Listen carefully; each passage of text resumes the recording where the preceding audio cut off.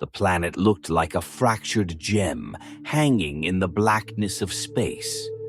Glass 7, they had named it, though no one could be sure if it was truly made of glass or something far more alien. From orbit, its surface shimmered with eerie clarity, casting reflections of distant stars and swallowing all other light in its endless, mirror-like expanse. A crystalline world, hauntingly still, caught in some eternal slumber.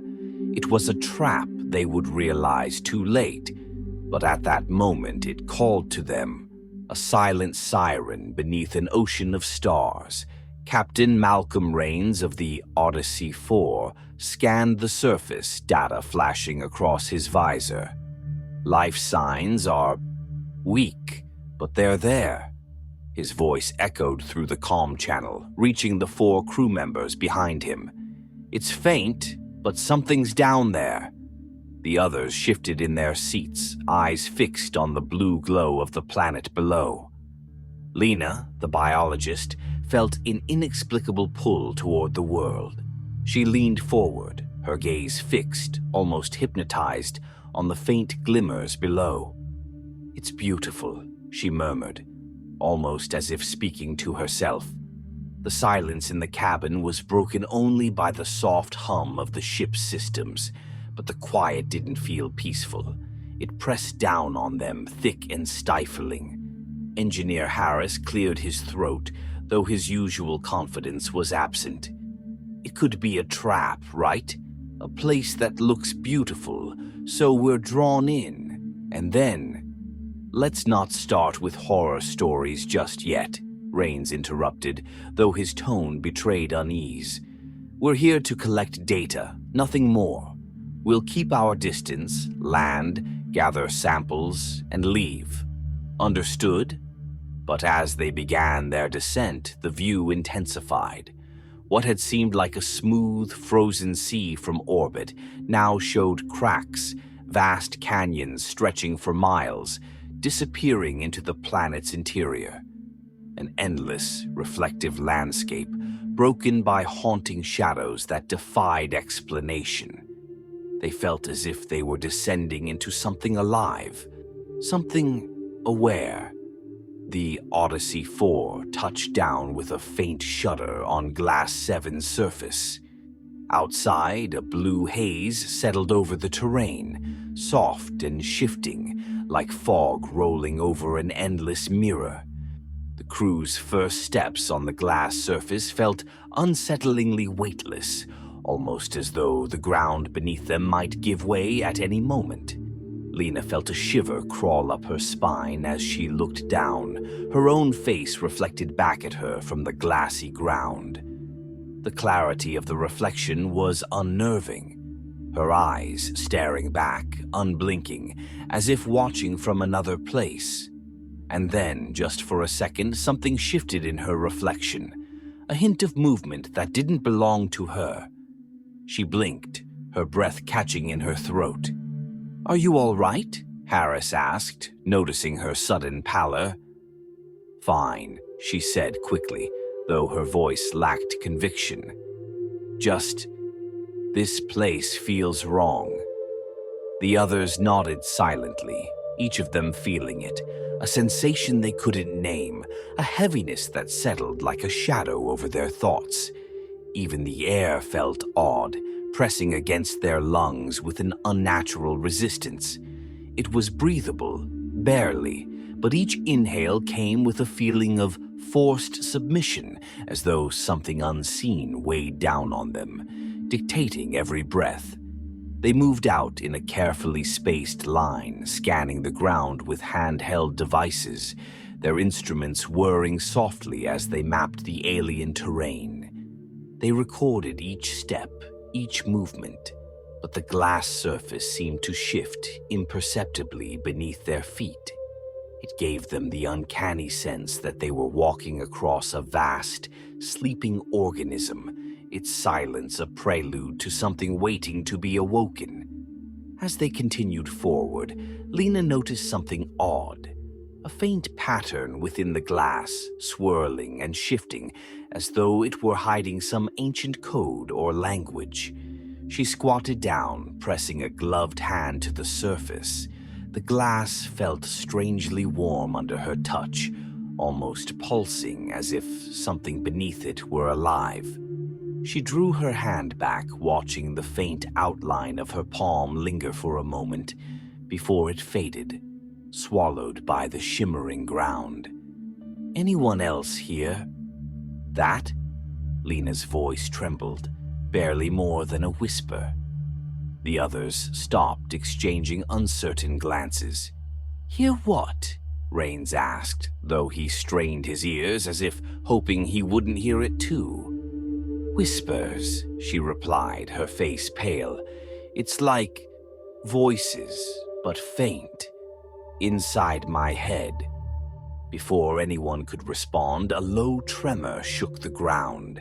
They froze, staring down at their reflections, which now seemed to move independently, their mirrored counterparts shifting and flickering in the glass.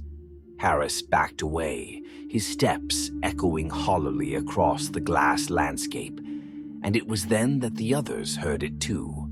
The whispers, faint but growing, insidious murmurs that seemed to burrow into their minds, filling their heads with half-formed words they couldn't understand. The whispers grew louder, forming disjointed words that slid in and out of coherence, and Lena fell to her knees, clutching her head. "Stop. Make it stop," she whispered, her voice barely audible. Rains placed a hand on her shoulder, but he could feel her trembling violently beneath his touch. Her eyes were wide and unfocused, her breathing ragged.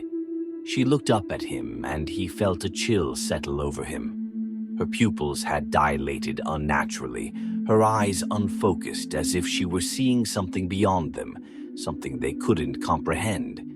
It knows we're here," she muttered, the words slipping from her lips like a confession. "It's waking up."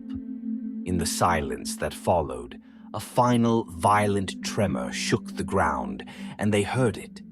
A heartbeat, slow and deep, resonating through the glass and up into their bodies, shaking them to the core. Each pulse was accompanied by a surge of whispers that seemed to grow more urgent, clawing at the edges of their minds. Rains tightened his grip on Lena's shoulder, pulling her to her feet. "We need to get back to the ship, now." But as they turned to retrace their steps, the glass ground rippled beneath them, reshaping itself in subtle, disturbing ways. Their own reflections twisted and contorted, their faces merging with unfamiliar shapes, eyes staring back at them from the glass with expressions of silent agony. They tried to move faster, but each step felt harder, the air pressing against them, slowing them down. And all the while, Lena's voice echoed in the silence. The silence on Glass 7 was suffocating. It filled the space around them, pressing against their eardrums, making every breath feel like an act of defiance. Beneath the sterile stillness, however, there was something else.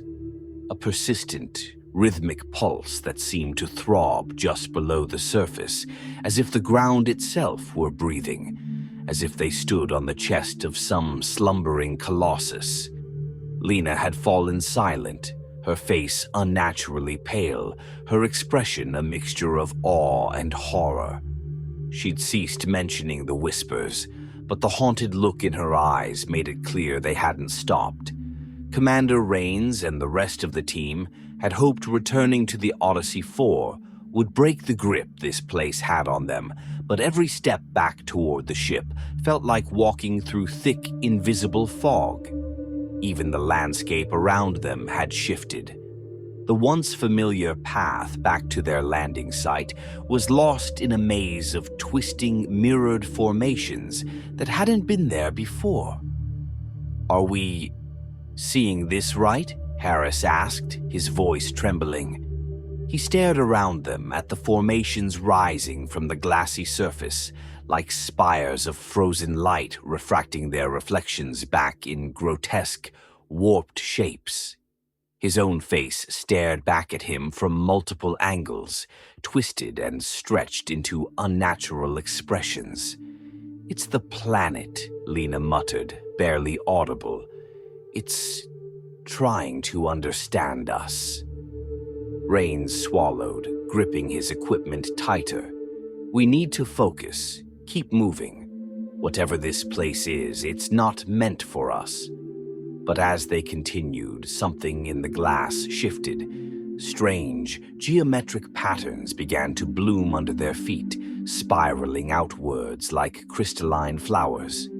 With each step, the patterns grew more complex, intricate designs forming concentric circles and lines that pulsed faintly. The glass beneath them seemed to vibrate with an unearthly hum, a sound just barely outside the range of human hearing, setting their teeth on edge. Then, Lena stumbled, clutching her head.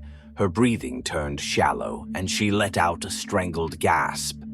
The others turned to her, alarmed, but she waved them off. "I'm fine. It's talking again. I can almost understand it." The crew exchanged worried glances. "Talking?" Rains repeated. "What do you mean, talking?" She looked up at him, eyes glazed and unfocused, as if she were seeing through him, beyond him. "It's like it's reaching into my mind. Words, images, but they're not mine. They don't feel human." Before Rains could respond, a deep tremor shook the ground. They all staggered, instinctively reaching out to steady themselves.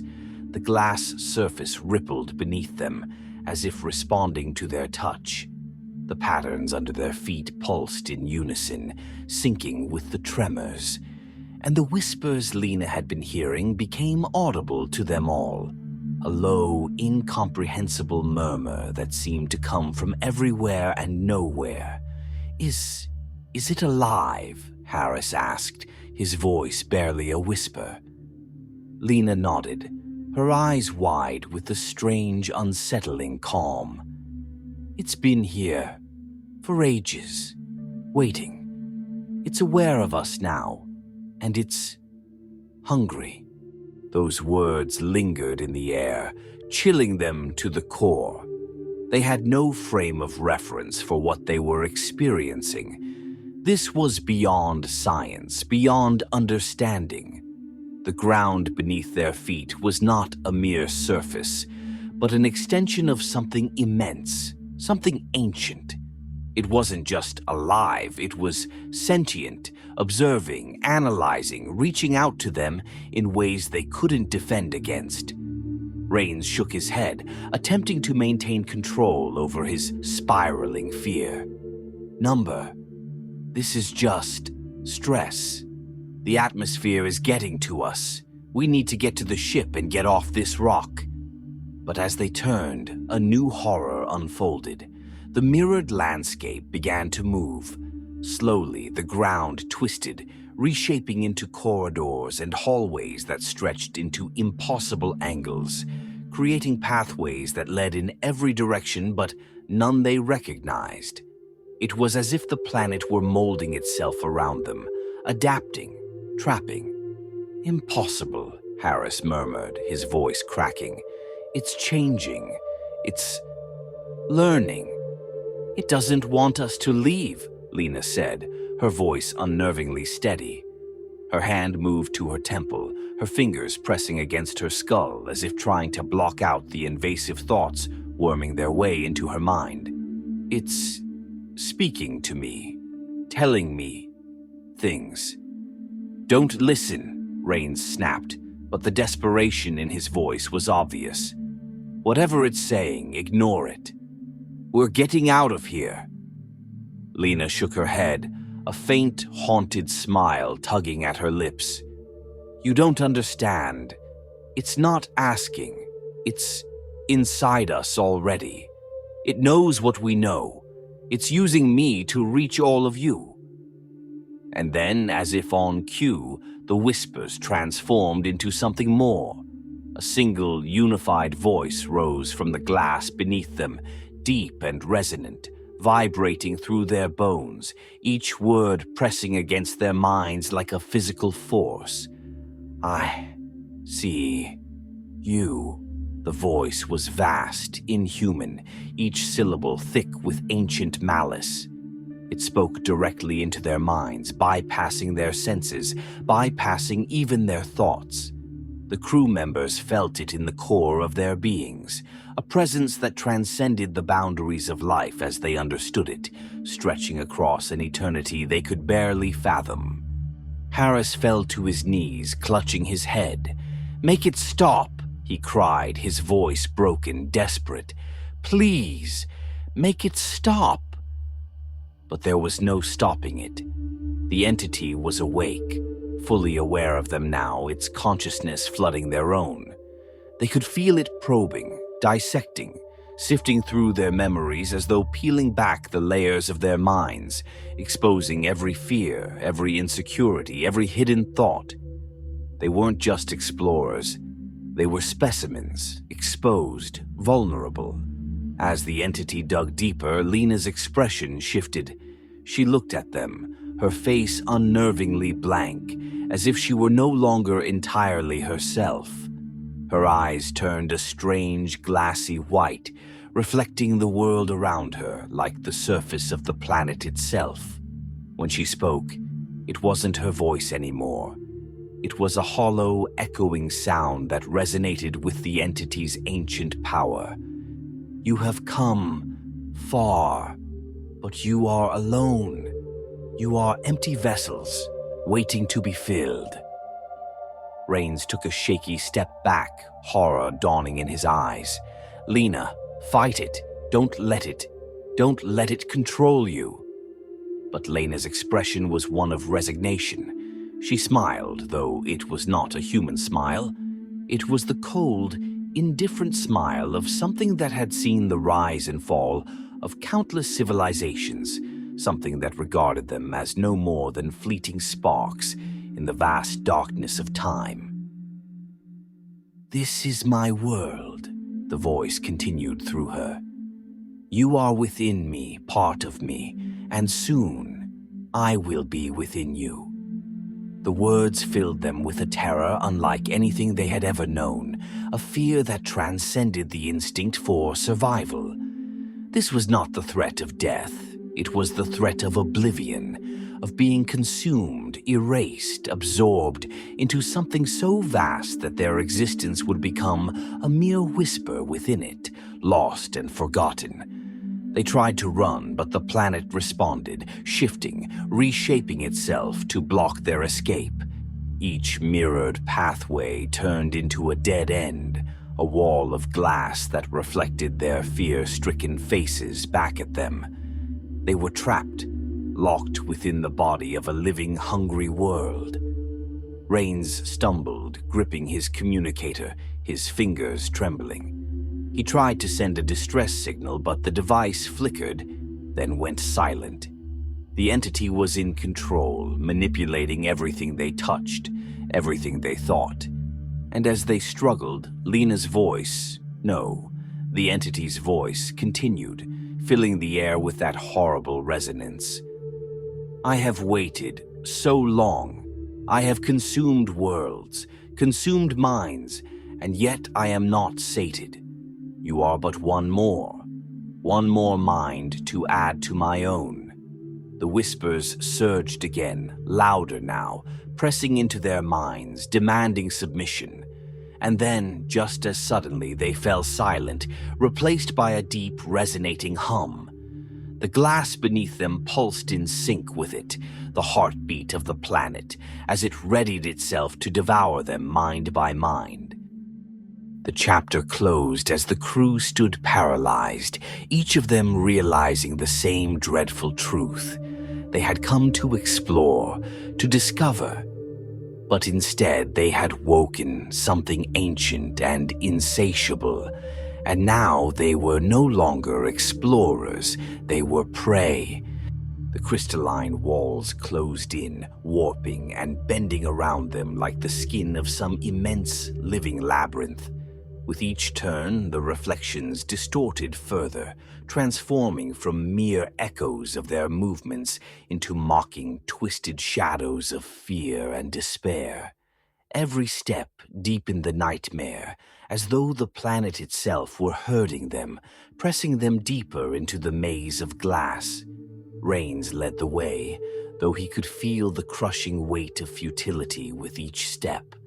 Lena shuffled behind him, her eyes vacant, her face expressionless. It was as if she were somewhere else, her mind locked in communion with the entity that had claimed her as its conduit.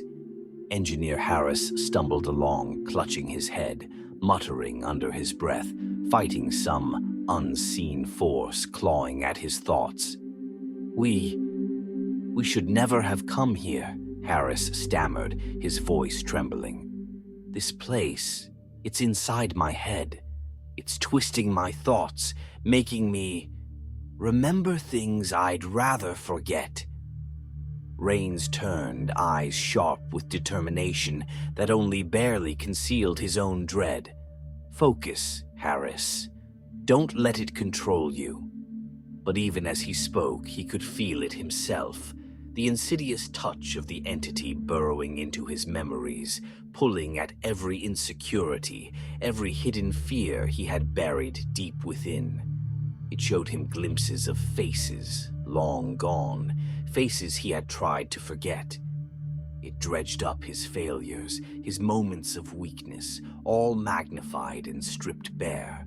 And with each echo of regret, the entity seemed to grow stronger, its whispers more urgent, more insistent. Lena's voice, hollow and far off, interrupted his thoughts. "It's feeding on us.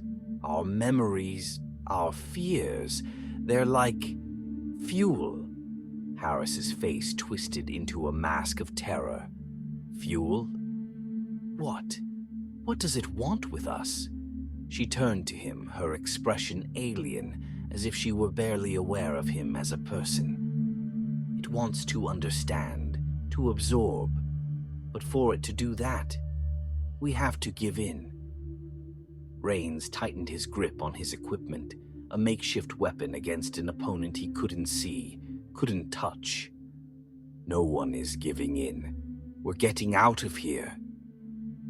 But as they continued, the entity's grip tightened, the reflections growing more chaotic, distorting into faces not their own, strangers, their eyes wide with terror, mouths open in silent screams, as though frozen at the very moment of death. Each face felt wrong, not merely reflections, but souls trapped within the glass, remnants of others who had walked this world before, explorers whose journeys had ended in silence and darkness. Rains felt the cold sweat trickle down his spine. They're memories, other people, other lives. The realization hit them all at once. This was a graveyard, a monument of consciousness, a collection of every mind that had been drawn to this planet and consumed by its relentless hunger. They were not the first. They were merely the latest in an endless line of souls swallowed whole. "We're part of it now," Lena murmured, her voice eerily calm. "It's too late to fight." But Rains shook his head, refusing to accept it. He grabbed her by the shoulders, shaking her, desperation creeping into his voice. "Snap out of it, Lena. This thing may have a hold on us, but we're still alive. We still have a chance." Lena's glassy eyes flickered, a spark of humanity flashing within the void for a brief second. But then her expression hardened, slipping back into that eerie calm. "You don't understand, Captain. I can feel it. Inside me. It's taken my memories. It knows me. Everything I've ever been. It's made a place for me." Rains's hands dropped to his sides, helpless. He could see it in her eyes, the emptiness, the quiet resignation. She was slipping away, inch by inch, consumed by the vast mind pressing against them. Harris let out a strangled sob, his hands gripping his head. "It's making me see things that aren't real." He pointed to a figure in the reflection, a man in a spacesuit identical to his own, but with no face, just a hollow, dark void where his features should have been. Rains looked and saw it too, the reflection staring back at them, its faceless head cocked in silent mockery. Then, slowly, the figure raised its hand and pointed directly at him, accusing, as if condemning him to the same fate. Harris snapped, screaming, and ran down the corridor, his footsteps echoing against the glass. "I'm not staying here. I won't let it take me." "Harris!" Rains shouted, but the man was gone, disappearing around a corner, his figure swallowed by the twisting paths of mirrors. The captain cursed under his breath, glancing back at Lena. She stood motionless, staring blankly into the reflections, her mouth moving as though speaking to some unseen presence. "I told you," she whispered, almost in awe. "It's part of us now. It knows us, and it's hungry." Before he could stop her, Lena began walking, slowly, deliberately, into the maze, her eyes unblinking, her steps guided by some invisible force. Rains followed, his every instinct screaming at him to run in the opposite direction, to find some way out. But there was no way out. The paths twisted endlessly, each reflection bending, stretching, as though the planet itself were warping reality around them. Ahead, he could see Harris's figure slumped against the glass, his breathing shallow. As Rains approached, he saw the look in his engineer's eyes, an empty, hollow gaze, as though he were looking at something far beyond the walls of the glass maze. The once vibrant, stubborn Harris was reduced to a shell, his thoughts stolen, his memories unraveled and fed to the entity. It took everything," Harris whispered, his voice barely audible. "My memories. It fed on them like they were fuel. I can't remember who I was." Rains knelt beside him, feeling the cold chill of horror settle over him. "We're getting out of here," he repeated, though his words felt hollow. Harris looked at him, his eyes void of recognition. And then something strange happened. His face began to blur, his features merging with the reflection in the glass until they were no longer his own. He became a faceless figure, just like the ones in the mirrors, his identity erased, consumed by the planet's insatiable hunger. Rains stumbled back, watching in horror as Harris's body faded, merging with the glass until nothing remained but his reflection. A hollow, faceless figure staring back at him from within the crystalline walls. Only Rains and Lena remained, and she was already slipping, her face eerily calm as she continued speaking in a language not her own, her voice carrying an ancient cadence as if reciting some dark scripture. She looked at him, her expression cold, her eyes devoid of the Lena he had once known. "It is done," she said, her voice tinged with finality. "The cycle continues. We are all part of it now." "No," Rains muttered, backing away. "You don't have to give in. We can fight this." But even as he said it, he felt the truth settling over him like a shroud. He could feel the entity's presence pressing against him, a vast, malevolent force that had existed long before humanity had walked the stars. It had seen countless lives, consumed countless souls, each one merging into the endless sea of consciousness that was Glass 7. Lena reached out, her hand brushing his, and he felt a surge of images flood his mind. Faces, memories, voices, a cacophony of lost souls, all trapped, all part of the entity's mind. He saw his own memories slipping, melting away, dissolving into the glass like so many others before him. In his final moments, Rains saw himself in the glass, his reflection staring back, his own face twisted in horror, eyes wide with the knowledge of what he had become. He was no longer Captain Rains, no longer an explorer. He was another mind, another memory absorbed into the endless depths of the entity. As he succumbed, the maze around them stilled, the reflections settling, the whispers fading into silence. The glass shimmered, returning to its pristine, undisturbed state, as though nothing had ever happened. In the vast silence of space, the planet continued to turn, waiting patiently, eternally, for the next mind to join its endless collection. Rains staggered forward, the polished surface beneath him flickering with reflections of things that could not possibly be real. His footsteps were sluggish, as though the very ground he walked on held his legs back, drawing him down with every step.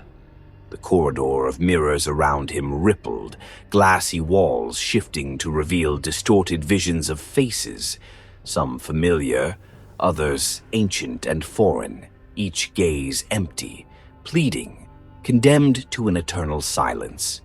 The weight on his mind was unbearable now, pressing in from all sides, a psychic vice that squeezed tighter with each passing moment.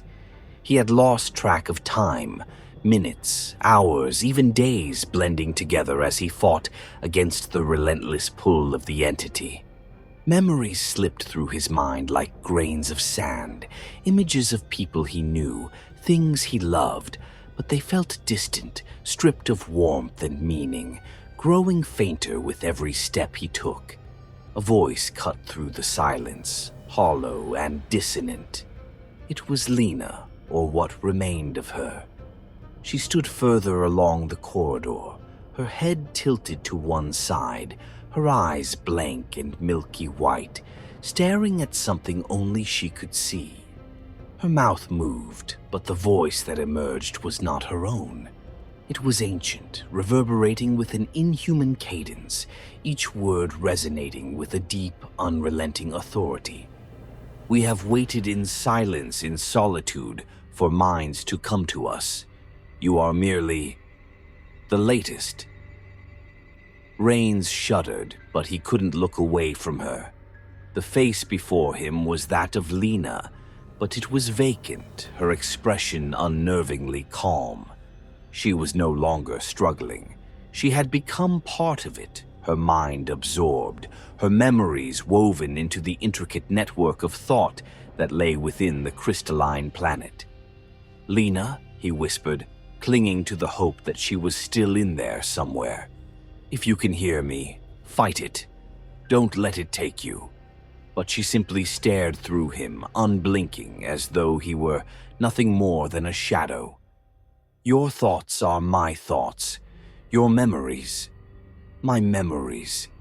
Your existence, a mere ripple, soon absorbed." Rains backed away, his heart pounding. "This isn't you. Lena, please." "Lena is gone," she said, her voice emotionless, echoing through the corridor. "All who come here become part of the whole. It is the way of things, this world. It is vast, eternal. To resist is to suffer." Behind him, the walls began to shift, the reflections coalescing into images that gnawed at his sanity. He saw Harris, his eyes vacant, his features blurred, dissolved into the glass as though he had melted into the surface itself. And then his own reflection appeared before him, a twisted, hollow echo of his face, eyes wide and empty, mouth stretched into a silent scream. Panic surged through him, raw and overwhelming. He could feel the pull of the entity tightening around his mind, tugging at his memories, his identity. It sifted through his thoughts, sifting and separating each one, reducing them to cold, meaningless fragments. He tried to hold on, to cling to who he was, but his past felt slippery, dissolving with every second he lingered in the entity's grasp. He fell to his knees, pressing his hands to his head as the entity's voice continued, filling his mind, drowning his thoughts. You are but one among countless. Your life, your fears, your memories, they are sustenance, your pain, a spark in the endless void. Each word was a weight, pressing down on him, relentless and final. He could feel himself slipping, feel his identity unraveling like a thread caught in a powerful current. Memories surged to the surface, vivid yet meaningless now, each one stripped of context, stripped of emotion, raw and exposed. Faces, names, places he had once cherished. They were fading, each one pulled from him and absorbed by the entity, leaving only emptiness in their wake. Somewhere deep in his mind he felt a primal scream building, an instinctive resistance to the force consuming him. But he was so tired. The relentless pull of the planet's consciousness was all-encompassing, infinite, and he was but one small mind in its vast, timeless expanse. The despair settled over him, heavy and cold, a bleak certainty that he could not escape. The entity's voice became softer now, almost tender, as if it were whispering to him alone. Do not fear. In joining, you become more. We are not solitary. We are one. You will be part of the eternal, the endless. The glass floor beneath him shimmered, and he could see his reflection merging with the others, his face blending into the countless expressions of despair and resignation. His final, desperate thoughts flickered, barely coherent, grasping at the last shreds of his identity, but even those were slipping, fading into the vast, boundless sea of consciousness that was Glass 7. He wanted to scream, to cry out, but his voice was gone, lost in the silence. His body felt weightless, hollow, as if he were drifting, falling away from himself. And then, finally, he felt nothing. The planet stilled. The whispers faded, replaced by an all-encompassing silence as the reflections smoothed, settling back into their undisturbed, crystalline surface. The maze disappeared, the walls fading into seamless glass, the shifting corridors dissolving until nothing remained to mark the presence of the explorers. All was as it had been before, serene, unbroken, endless. In the cold, boundless expanse of space, Glass 7 continued to turn in silence, waiting, patient and eternal, for the next ship to come, for the next minds to join its ceaseless symphony. And beneath its glassy surface, where no one would ever see, Rains and his crew existed as fragments, memories caught in the depths, a part of the ancient consciousness woven into the endless reflection of Glass 7.